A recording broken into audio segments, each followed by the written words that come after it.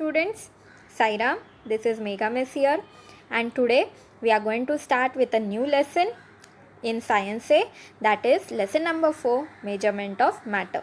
We have completed lesson number 2, that is Work and Energy. I hope you have understood that lesson. It was physics based lesson. Today we are starting with a chemistry based lesson. Okay, so starting with this lesson, from the chapter name you may understand, matter is given. So matter, you already know what is matter. You have studied it in your previous standards. Matter is nothing but something which occupies the space, right? That we will call it as the matter. In this chapter, we are going to study some concepts related to this matter. Okay, students? Now, starting with this lesson, I am going to ask you some questions. Keep the answers in your mind and try to match it with my answers. Okay? Now, what is the Dalton's atomic theory? Now, you have studied this theory in your 8th standard if you remember. Yes, we have studied atoms, elements, compounds, mixtures if you remember, right? Now, what was the Dalton's atomic theory?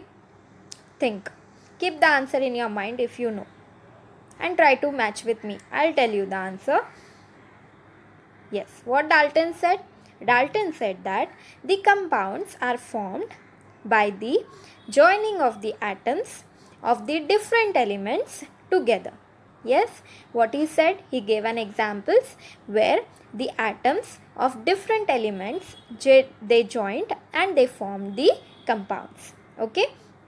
My next question is that only, how are the compounds formed? Yes, how are they formed? Because of the chemical combination of the elements. Yes, chemical word is very important. So, compounds are formed by the chemical combination of the elements. Okay, students? Now, simple example, which the compound which you use in your daily life, that is the water. Yes, you use water in your daily life, that is H2O. Yes, here of course combination of element hydrogen and element oxygen, right? So, two hydrogen elements combine with one oxygen element, then we get the H2O, which is a compound. Okay, students? Now, one more example I will show you. The one thing which you use, again one more compound which you use in your daily life. Okay, I'll show you the structure. Here, can you see the structure? This is the structure for a sodium chloride molecule. Okay, sodium chloride molecule is formed by the combining molecule. We will say many molecules will come together and form the compound. Okay, so here which is the atoms which are joining to form the molecule? Sodium atoms and the chlorine atoms. Yes, they are going to join and form the compound, that is the sodium chloride. Okay, students, I hope you understood this. Okay, now we are going to study something related to this different compounds. Okay, now starting with, again we will see the definition. Compounds are formed by the chemical combination of the elements. Dalton's atomic theory is that molecules of a compound are formed, means one molecule of a compound are formed by joining atoms of different elements to each other. Of course, here the different elements were there. Oxygen is a different element, hydrogen is a different element, sodium is a different element, chlorine is a different element. Yes, so they have been joined together to form your compound. Okay, students?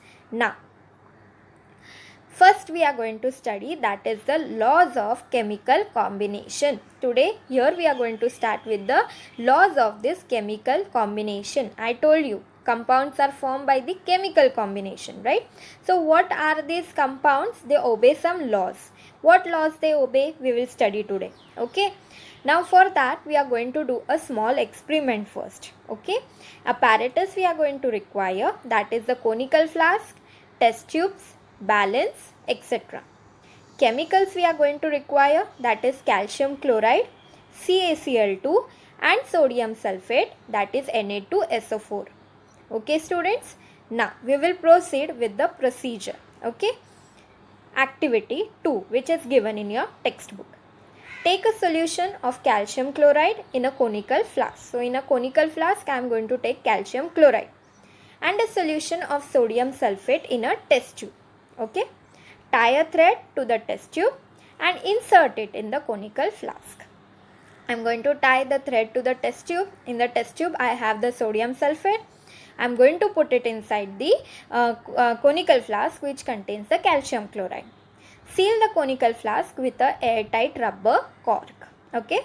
Weigh the mass of the conical flask using a balance. Okay. So something weight I'll get on the balance, right? I am going to note down it. Okay.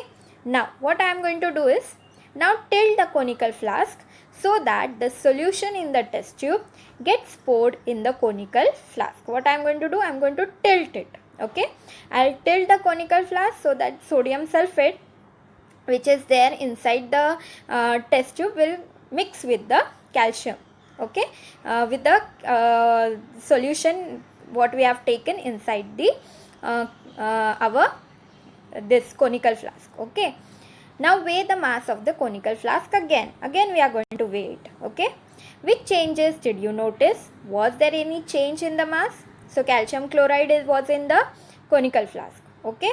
And your sodium sulfate was in the test tube. Now you have mixed them together. We will see what changes has occurred. Now you know a chemical reaction will take place because two of the chemicals you have mixed together. Okay. And we will see, is there any change in the mass which is noted before. Okay. Now see here. This is the experiment which we have done.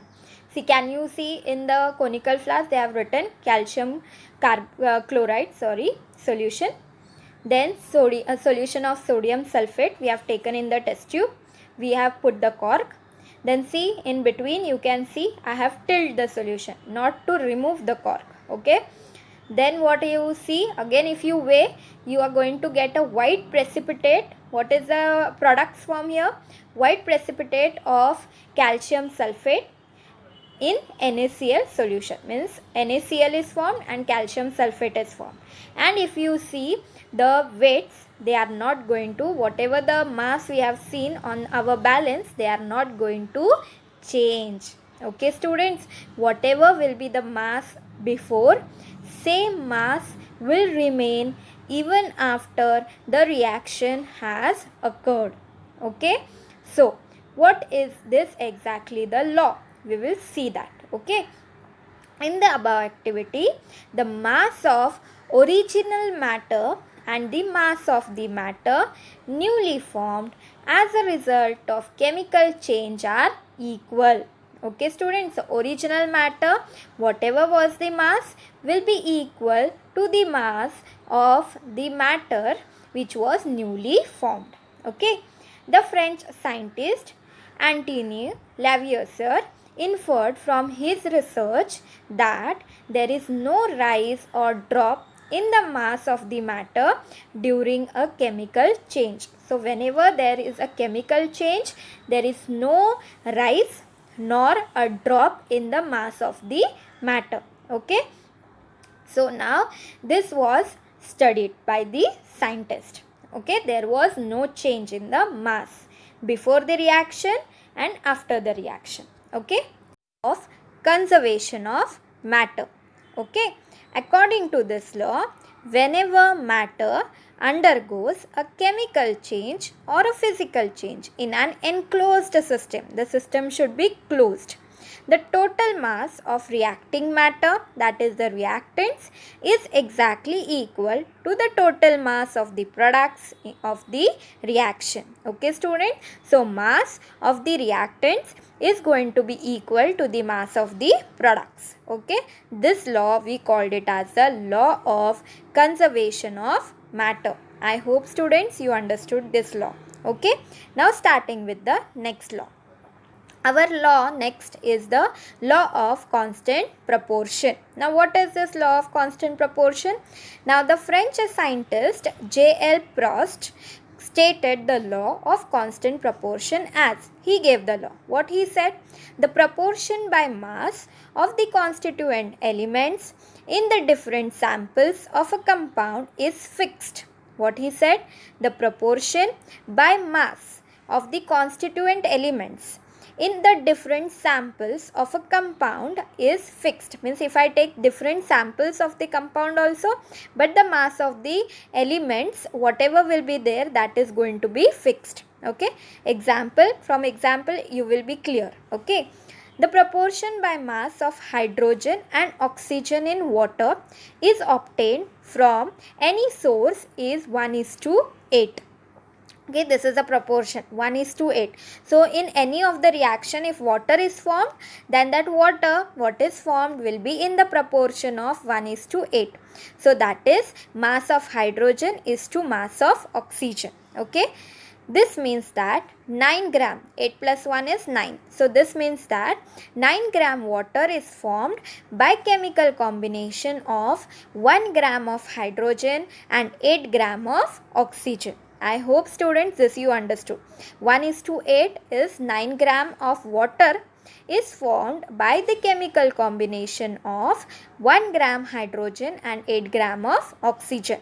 Similarly, if you see the proportion by mass of carbon and oxygen in carbon dioxide obtained from any source is 3:8. So carbon dioxide, if you are getting in any of the chemical reaction, carbon dioxide gas is released, then it is in the ratio of 3:8. Okay students, this means that in 44 grams of carbon dioxide, there is 12 grams of carbon and 32 grams of oxygen. 12 grams of carbon, 12 is the atomic mass of carbon and 16 is of the oxygen. But you have CO2. O2 means we have to multiply 16 by 2, which you get to 32. Okay, 16 multiplied by 2, you get it to 32.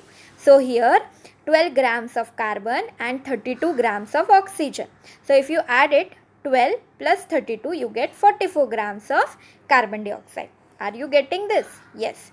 So that the proportion by mass of carbon and oxygen is 3:8. 12:32 will give you, if you divide it to a smaller number, then you get it to 3:8. 12:32 can be reduced to 3:8. Okay students, I hope you understood the example of water also and carbon dioxide also. Okay, now verification. Now we will do the verification of this law of constant proportion. Okay, two samples of copper oxide were obtained. Copper oxide is CuO. Okay, one by decomposition of copper carbonate. Cu, that is carbonate CO3. So CuCO3. Decomposition means breaking. Okay, and another by copper nitrate. CuNO3 twice. Okay, NO3 is twice. Okay, 2 times. From each of these examples, when I am doing this decomposition reaction, breaking of these two compounds, what I am getting? 8 grams of copper oxide I am getting in both the reactions. Okay, was taken and immediately treated with hydrogen gas. So copper oxide I got from the reaction, decomposition. Okay, decomposition of what? Copper carbonate and copper nitrate.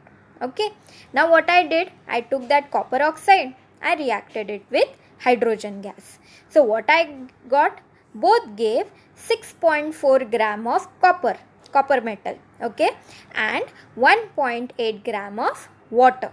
Okay, so both of them, what they gave me copper metal and 1.8 gram of water. Now it is known that in compound water, the elements H and O are in a proportion of 1:8 by mass. This we studied now, right? That their proportion, hydrogen to oxygen, their proportion is 1:8.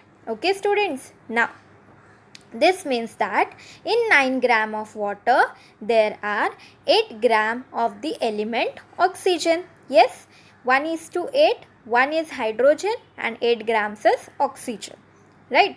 Therefore, 1.8 gram of water contains, we have cross multiplied, 8 into 1.8 divided by 9. So, how much we got oxygen? 1.6 gram of oxygen. This oxygen has come from 8 gram of copper oxide. Okay, 8 gram of copper oxide has given 1.6 gram of oxygen is there in that copper oxide. Okay, it means that 8 gram of both the samples of copper oxide contains 6.4 gram of copper and 1.6 gram of oxygen. What we have calculated? We have calculated only the amount of oxygen. First what we had? 1.8 gram of water it gave us, right? But we didn't want water because hydrogen is also there in that water.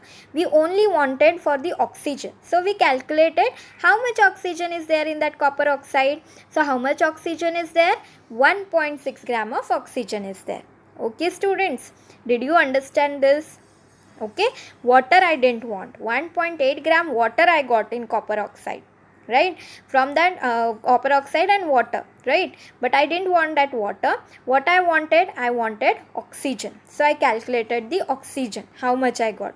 How much oxygen I got in that copper oxide? How much oxygen I am getting?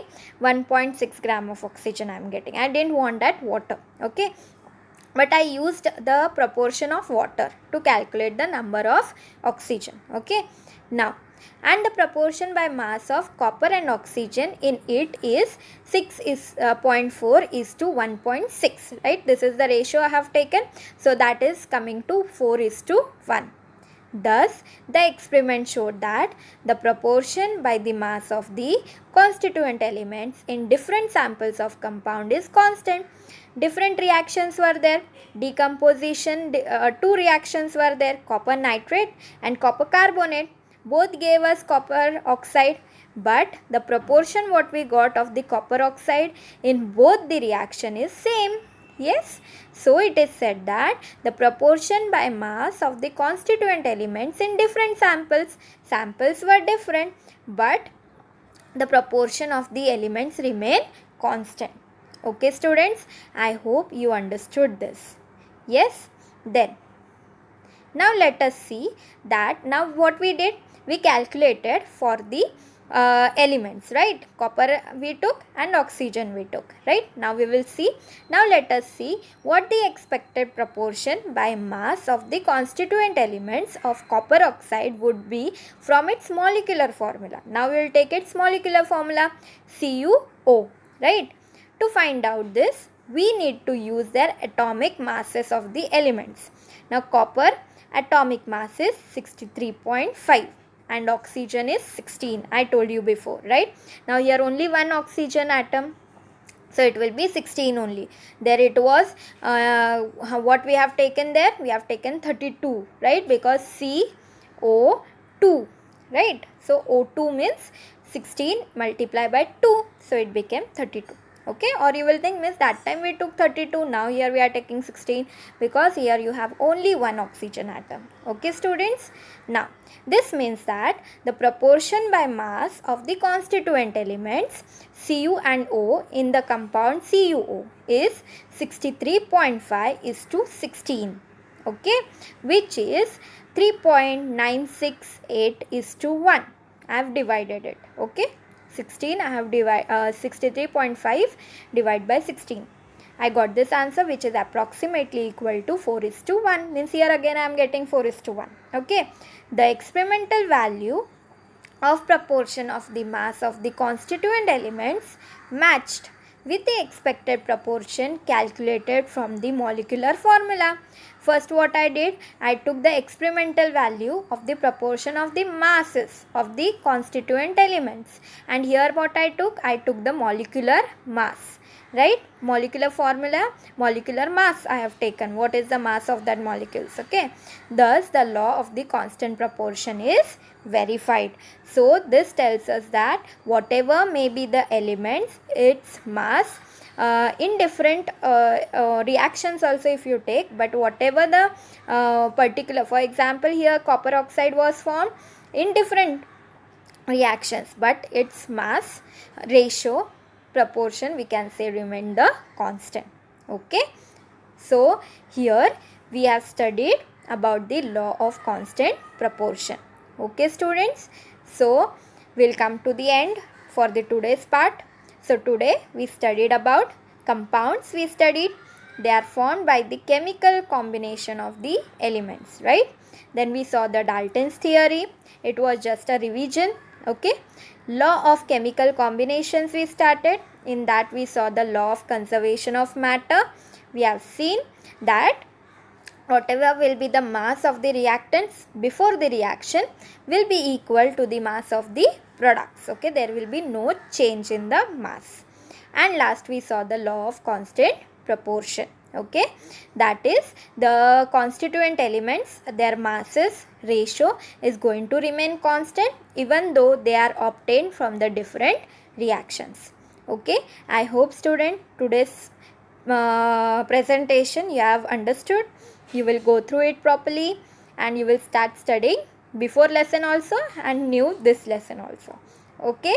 So we will meet in the next presentation. Study this.